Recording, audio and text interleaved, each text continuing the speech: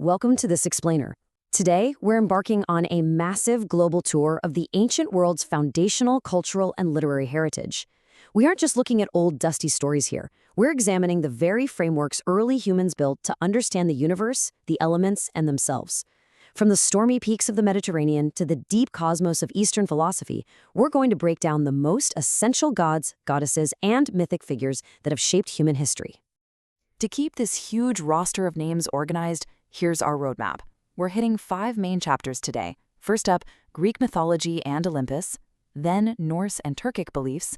After that, we'll check out Egypt's animal-headed gods, dive into Hindu beliefs, and wrap up with Mesoamerican and Mesopotamian roots. Let's get right into it. All right, Chapter 1, Greek mythology and Olympus. So, when we talk about the Greek pantheon, we're looking at a wildly expansive universe. It's totally centered around the Olympian gods of above, nature spirits on Earth, and the dark underworld forces down below. Honestly, the most fascinating thing here is just how flawed and, well, human these main gods are. Take Zeus. He isn't just a king. He violently overthrew his own dad, Kronos, to get the throne. Or look at Demeter.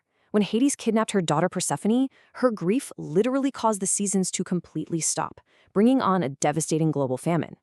And then there's Hephaestus, the master blacksmith. Despite forging the weapons of the gods, he was physically kicked out of Olympus just because he was born disabled. It is high drama, reflecting human nature at its absolute most extreme. But before the Olympians ran the show, there was an even older generation. The Greeks were brilliant at giving names and faces to raw, literal concepts and forces of nature. Kronos was time itself. Gaia was the literal earth beneath their feet. They even personified human emotions. You've got Eros for deep, passionate desire, and Pan, the goat-legged god of the wild. Fun fact, Pan's presence inspired such sudden, intense fear in the woods that he actually gave us the word panic. Pretty wild, right? Moving right along to Chapter 2, Norse and Turkic beliefs. Leaving the warm Mediterranean behind, we're stepping into a world where survival was a whole lot harder. And you can see it. The mythologies reflect this incredibly rigid, intense cosmic order. What's super interesting about Norse mythology is that they didn't just have one big, happy family of gods. No, they've split their deities into 2 entirely distinct factions that actually fought a massive war against each other. You've got the Aesir, who are laser-focused on war, combat, and governance, which makes sense given the harsh realities of Viking life. And then you have the Vanir, who are completely bound to nature, fertility, agriculture, and a very specific type of magic called Seidr. If you look at the key players here, one massive theme jumps right out at you: sacrifice.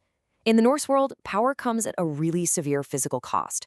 I mean, Odin, the Allfather, he literally gouged out his own eye just to drink from the well of wisdom.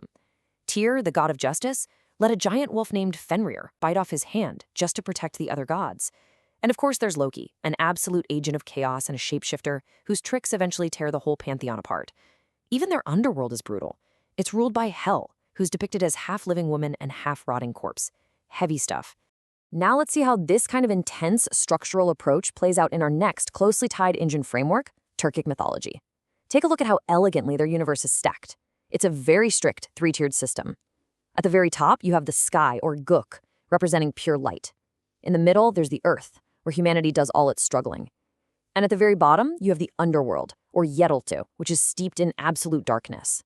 It is just a perfect vertical map of existence. And this 3-tiered setup houses the ultimate cosmic duality in their belief system. On one side, ruling the sky layer, we have Ulgin.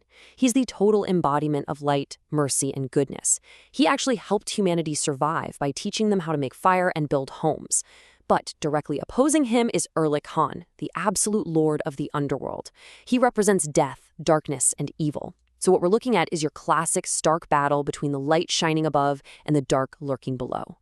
As for the rest of the spirits in the Turkic system, they are deeply, heavily anchored to protecting nature and existence itself. You've got Kirahan acting as the ultimate creator, and vital protective forces like Umay Ana, who watches over children. Notice Öd Tengri, literally the ruler and personification of time. But crucially, they also believed in Iyese. These are protective spirits directly tied to natural elements, like the water and the soil. To the ancient Turkic people, the earth wasn't just dirt, it was alive, and it was fiercely guarded. All right, Chapter 3, Egypt's animal-headed gods. Arriving in ancient Egypt brings a massive visual shift. Here, cosmic forces take on powerful animal forms, and honestly, the visual design is pure genius. These physical traits instantly communicated exactly what a god was in charge of to the ancient Egyptians. A jackal prowls graveyards, right? So Anubis, the god of death, who presides over that terrifying heartwing ceremony, naturally has a jackal's head. The fierce, destructive heat of the sun, that's the lioness Sekhmet. The danger of the Nile River, Sobek, the crocodile. Basically, they looked at the animal kingdom and saw the raw attributes of the gods staring right back at them.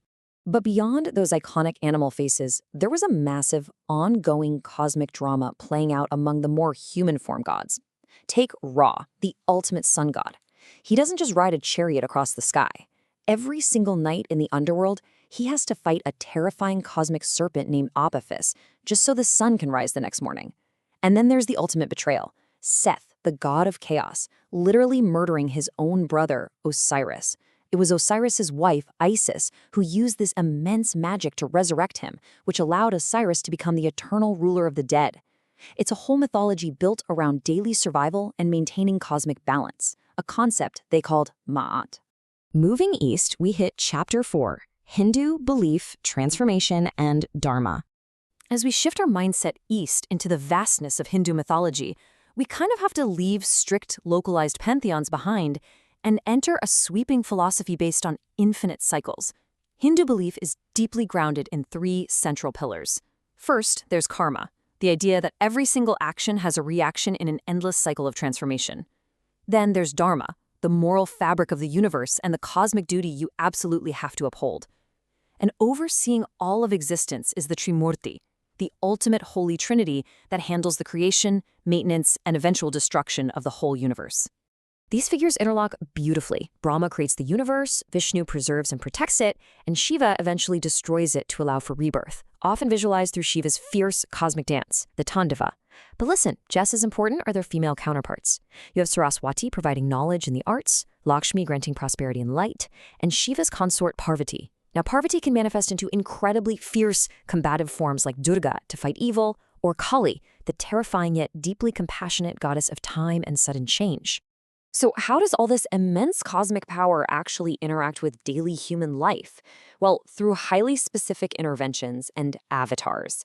When the universe is in danger, Vishnu sends avatars down to Earth, like the righteous King Rama or the incredibly wise and beloved Krishna, to step in and restore balance. And for everyday normal struggles, you've got deities like Ganesha, the elephant-headed god. Millions of people still pray to Ganesha before starting a new venture because his specific cosmic job is to clear the path and remove obstacles from your life. And finally, Chapter 5, Mesoamerican and Mesopotamian Roots. To really wrap your head around this culture, you've got to remember that the Aztec and Maya gods were not just characters in a storybook. They were direct reflections of a brutal, unforgiving environment. We're talking constant threats of drought, famine, and terrifying storms. In their eyes, the gods were barely keeping the universe stitched together. Because of that, they demanded extreme and often bloody devotion, literally just to keep the sun moving across the sky. You can see that intensity directly in these elemental figures. Quetzalcoatl, the magnificent feathered serpent, brought life and knowledge. But then, look at Xipa-Totec, the god of spring and agriculture. To represent seeds shedding their husks in the spring, he's actually depicted as shedding his own skin. I know, it's incredibly visceral. And gods like Tlaloc and Shak, they weren't gentle rain bringers. They were terrifying, destructive storm forces that absolutely had to be appeased, or else the crops would completely fail. For our last stop, let's look at the incredible historical weight of Mesopotamia. When we analyze the mythology of the Sumerians, Babylonians, and Assyrians, we are looking at the absolute oldest written records of human belief on the entire planet. This is literally humanity's very first documented attempt to make sense of creation, weather, and death. These foundational figures set the template for thousands of years of storytelling. Just look at Marduk and Tiamat. Tiamat was this massive, terrifying, primordial dragon who represented the chaotic, untamed saltwater oceans. Marduk, the champion god, had to violently defeat her so he could literally build the structured world out of her remains. It perfectly illustrates how early humanity viewed civilization as a desperate, violent victory of order over total natural chaos. And that brings us to the end of this explainer, leaving us with a pretty provocative question. Which of these ancient systems actually reflects our world today the most?